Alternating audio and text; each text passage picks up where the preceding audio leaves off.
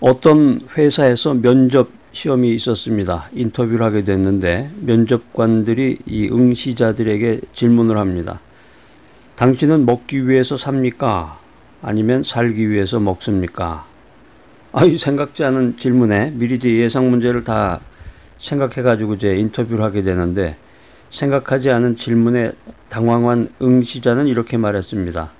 살기 위해서 먹습니다. 면접관은 안 됐다는 표정으로 이렇게 말합니다. 그러면 당신은 서민이군요. 살기 위해서 새끼를 먹는다. 그건 이제 보통 사람들 이야기라는 것이고, 먹기 위해 산다. 이건 아마 VIP들을 향한 이야기인지도 모르겠습니다. 예전에는 이제 레스토랑이 길목이 좋고 교통이 좋고 가기 편한 곳, 가까운 곳에 있는 곳을 주로 많이 다녔는데, 요즘은 이제 교통이 발달이 되고 뭐 KTX라든가 운송수단이 발달이 되면서 뭐 서울 부산, 뭐 서울 대전, 서울 전주, 뭐 이렇게 서울 제주까지 아침을 서울에서 먹고 점심은 제주도에서 먹고 뭐 저녁은 부산에서 먹고 뭐 이런 것 같이 엄청난 속도로 사람들이 가고 있는데, 살기 위해서 먹습니다. 이 말은 어떻게 보면 구태의연한 말인지도 모르겠습니다. 그만큼 이 현대인들은 먹기 위해서 산다. 오늘의 즐거움을 위해서 살아가고 있는 것이 우리들의 모습입니다. 사람은 하나의 갈대에 지나지 않는다. 자연물 중에서 가장 약한 존재이다. 하지만 사람은 생각하는 갈대이다. 여러분 어디서 많이 들어본 말이죠?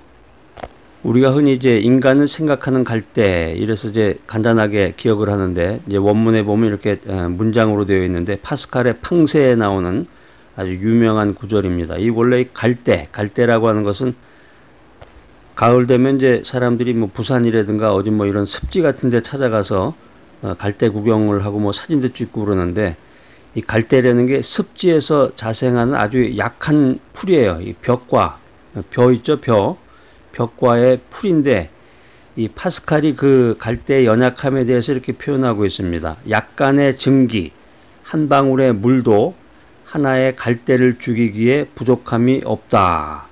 그렇지만 인간은 생각하는 것에 의해서 자기의 죽음이나 자기의 무력함을 잘 알고 있다. 그렇기 때문에 우주에 존재하는 인간은 그 어떤 강한 존재보다도 숭고하다. 야, 이거 아주 멋진 말이네. 그렇죠? 이게 파스칼은 파스칼이네. 정말 파스칼의 팡세에 보면은 이런 아주 멋진 이야기들 많이 나와 있습니다. 저도 예전에 젊었을 때 이 파스칼의 팡세를 읽으면서, 야, 참, 너무 멋지다. 어떻게 글을 이렇게 명쾌하게 쓸 수가 있을까. 그런 생각을 하면서 그때 당시 이제 수필이라는 것을 접하면서 참 이거 글을 읽을 때마다 굉장히 생각이 창조적이고 내일을 향한 그 희망으로 가득 찼던 그런 기억이 나는데, 여러분들도 어떤 말이나 글을 들을 때, 어떤 말을 듣고 글을 읽을 때 그런 생각이 드는 적이 있죠? 야, 이거 참 멋진 말이구나. 이게 참 멋진 글이구나 하면서 밑줄도 긋고 거기서 어떤 그 삶의 아이디어라든가 깨달음을 얻게 되는데, 우리가 성경 말씀에서도 그런 아이디어들을 얻어 나가야 됩니다. 한마디로 말하면 사람이 위대한 이유는 생각할 수 있는 능력이 있기 때문이다라고 하는 것입니다. 사람이 위대한 이유는 맛있는 걸 많이 먹고 먹거리 식당, 아주 멋진 그런 레스토랑, 한옥 뭐 레스토랑이라든가 뷔페 코스 아주 값진 거 뭐 한 끼에 뭐 10만 원, 20만 원짜리 그냥 팍팍 먹고 뭐 이렇게 돼서 인간이 위대한 게 아니라, 인간이 위대한 이유는 비록 남대문 뒷골목에 가서 막국수를 먹더라도 이 생각할 수 있는 능력이 있기 때문이다라고 하는 것입니다. 그래서 인간이라고 하는 것은 생각하기 위해서 세상에 태어났기 때문에 한순간도 생각하지 않고는 살 수가 없다라고 하는 것입니다. 요즘에 먹기 위해서 산다는 사람들에게 대해서 참 위대한 블레즈 파스칼이 한 이야기가 참 얼마나 위대한지 한번 되새겨보는 그런 시간이었습니다.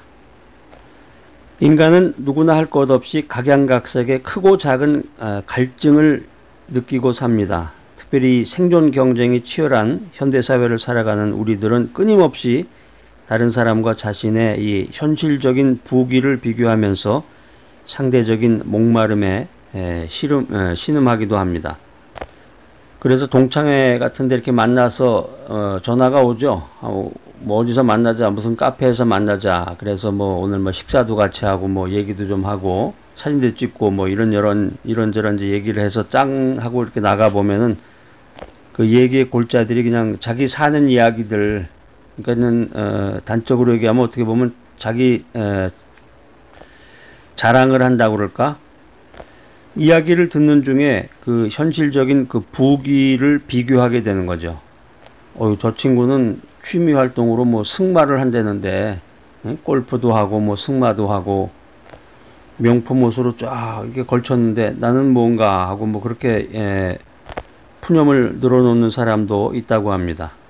그러니까 살아가면서 어떤 그 목마름, 갈증을 느낀다는 거예요. 그런데 가장 심각한 인생에서의 갈증은 무엇인가? 그것은 바로 영혼의 갈증이다라고 하는 것입니다. 영혼의 갈증.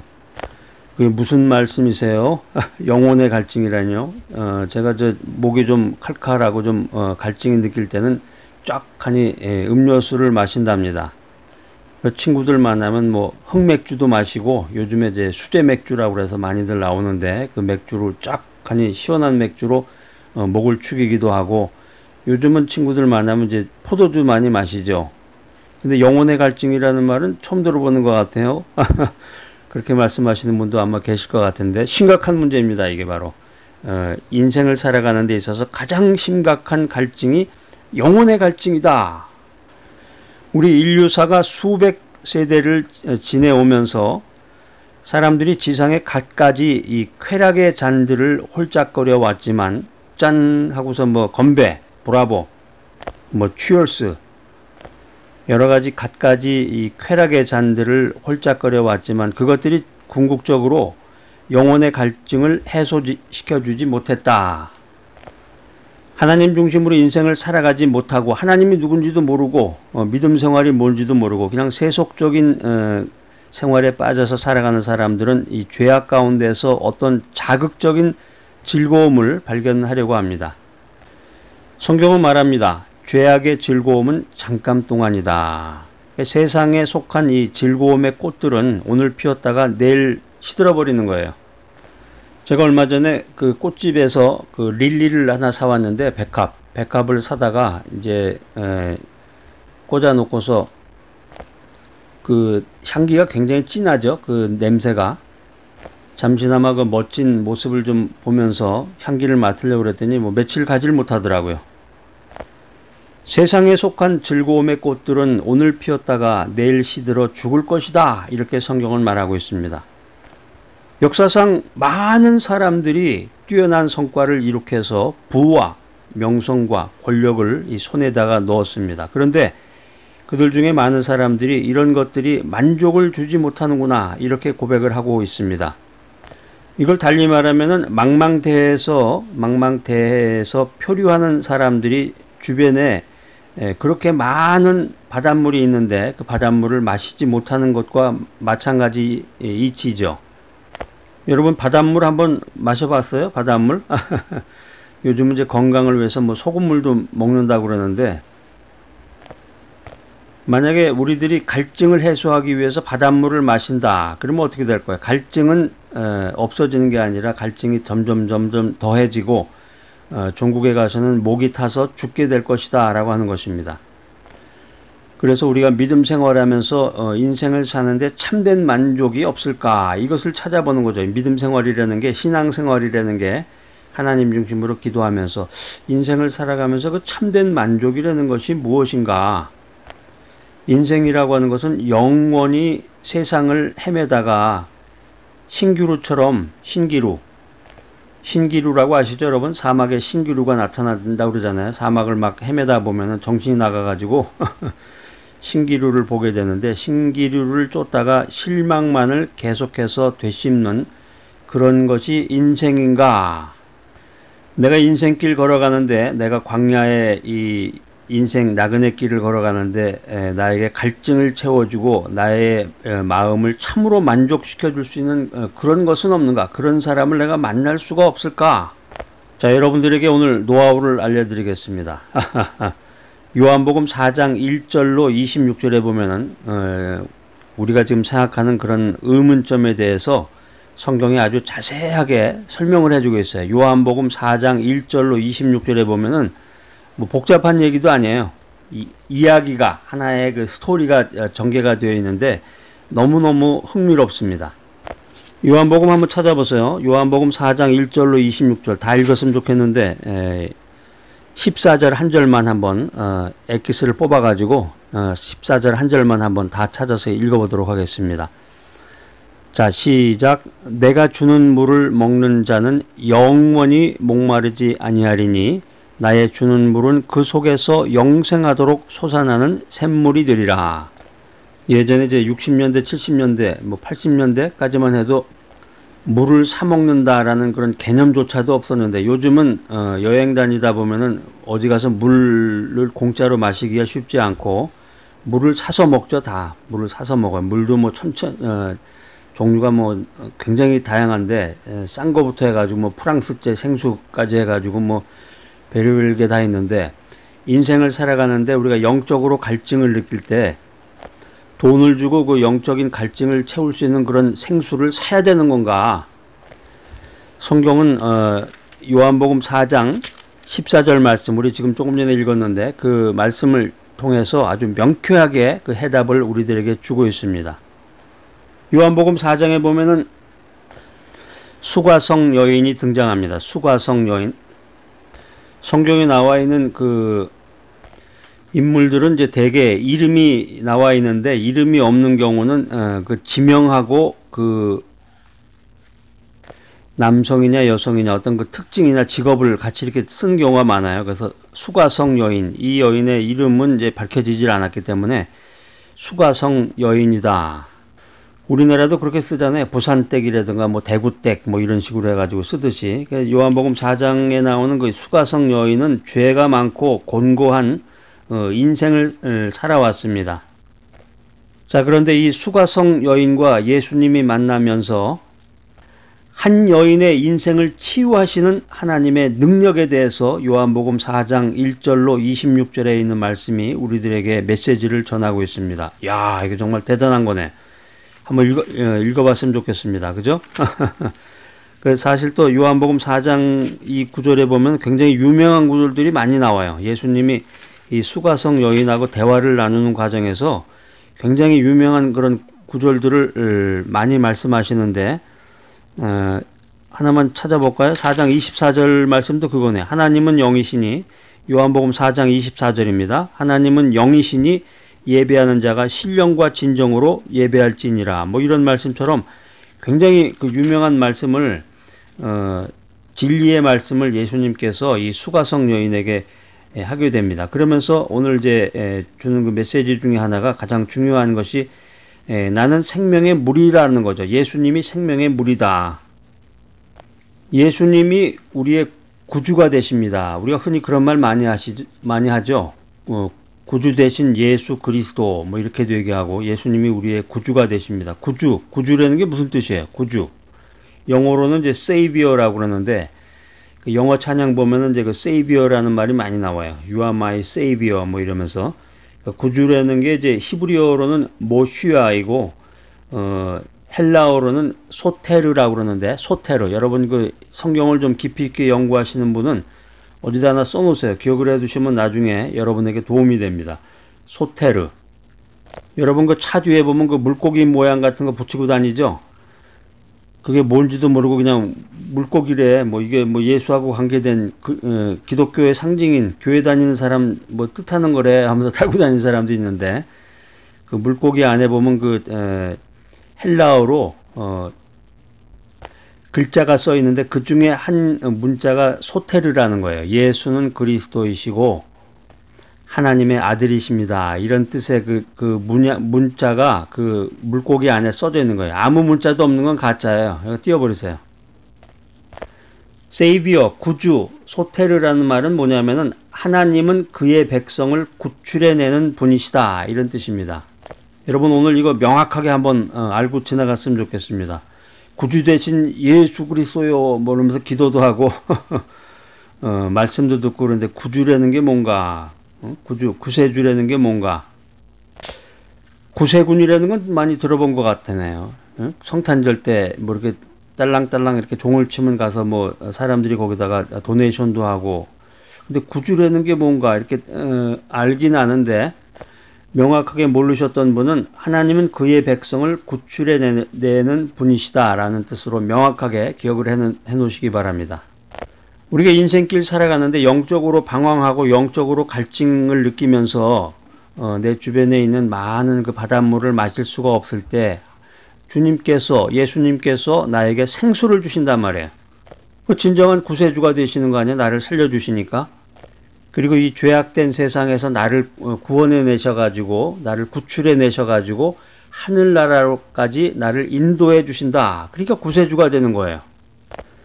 오늘 요한복음을 통해서 영혼의 갈증을 채워줄 생수가 무엇이냐, 여기에 대해서 이제 세 가지 키포인트를 여러분들에게, 엑기스만 여러분들에게 알려드릴 텐데, 첫 번째는 이 영혼을 채워줄 생수를 세상 사람들은 모른다. 그냥 뭐 24시간 마트에 가면 이렇게 살 수 있는 게 아니고 돈 주면 이렇게 자판기에서 뚝하니 이렇게 떨어지는 게 아니고, 생수라는 게 영혼의 갈증을 채워줄 생수를 어디서 사며 어떻게 살 수가 있는지 세상 사람들이 모른다는 거예요. 그 다음에 그러면은 얼마 주면 그걸 살 수 있나요? 두 번째 메시지는 뭐냐면, 두 번째 키포인트는 공짜라는 것입니다. 공짜. 예수님이 우리들에게 거저 나눠준다. 그 다음에 세 번째는 뭐 아무나 가면 막 줍니까? 그게 아니라 자격이 필요해. 뭐냐면은 롯데백화점 가가지고 명품 옷 또 명품 신발 신고 가면은 자격이 되는 게 아니라 회개하는 마음을 갖는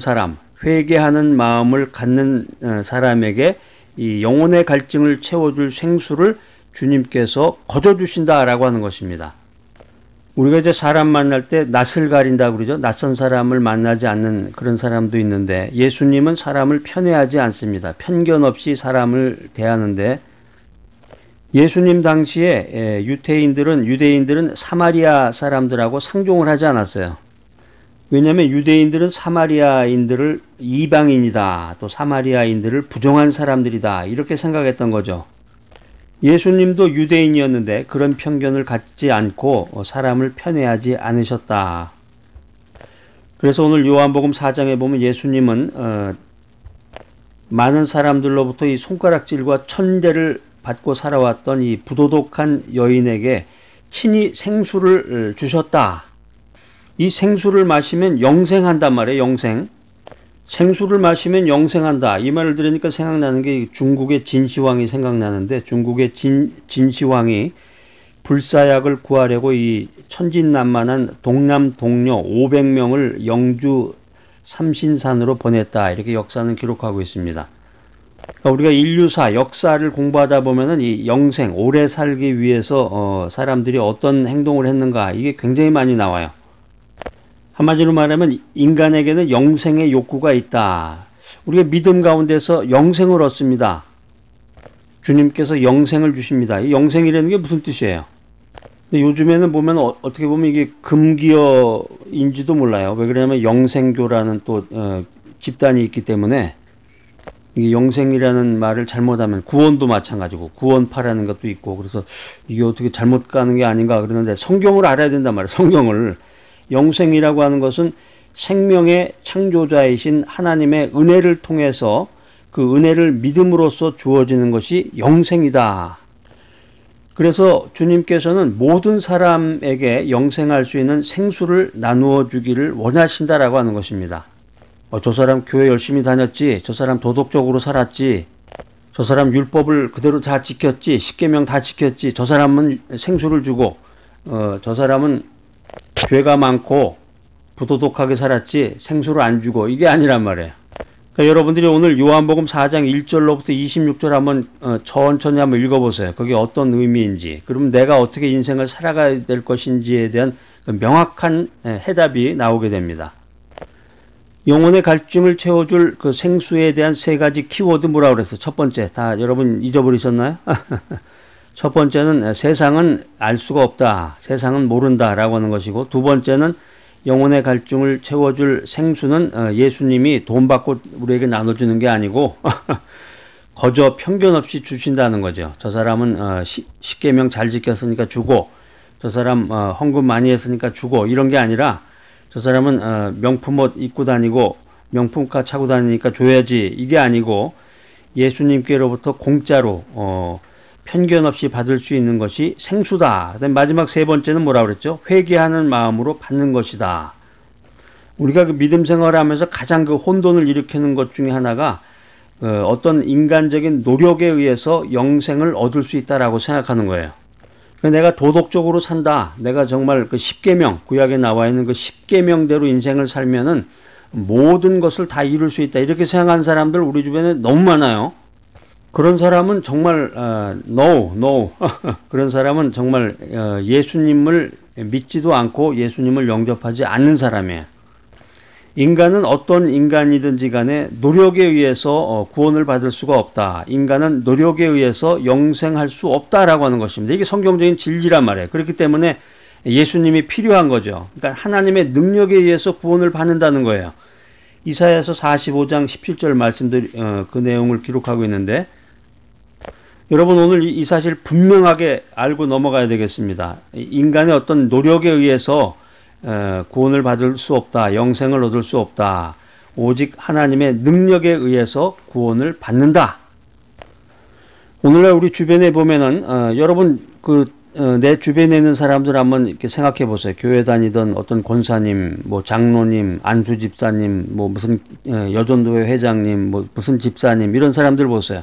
아주 경건하게 말하면서 목사님들도 그렇게 말씀하시는 분들 계시죠? 목소리 자체가 아주 거룩한 목소리 같이 와 이러면서 할렐루야 이러면서 이제 그렇게 얘기하시는 분들이 있는데, 경건하게 말하고 말 가운데서 뭐 성경 말씀만 쫙 뭐라고 얘기를 하고 인용하고 또 교회 전통에 대해서 이야기를 하고 그래서 인간적인 노력 모든 그런 전통을 지켜야 된다. 이렇게 얘기하고 있는 사람들이 있는데, 아까 제가 말씀드렸던 것처럼 이런 사람들은 예수님이 누군지 모르는 사람이에요. 예수를 믿지도 않는 사람이에요. 오늘 분명히 여러분들에게 말씀드립니다. 행위만으로 구원을 받을 수 없다. 자신을 잃어버려진 영혼으로 보고 하나님이시여 이 죄인을 불쌍히 여기소서, 이렇게 부르짖는 사람만이 구원의 생수를 마시게 되는 것이로구나. 이 사실을 알고 깨달아서 주님께서 주시는 생수를 마시고 영생을 얻는 귀하고 복된 여러분 모두가 되시기를 간절히 기대합니다.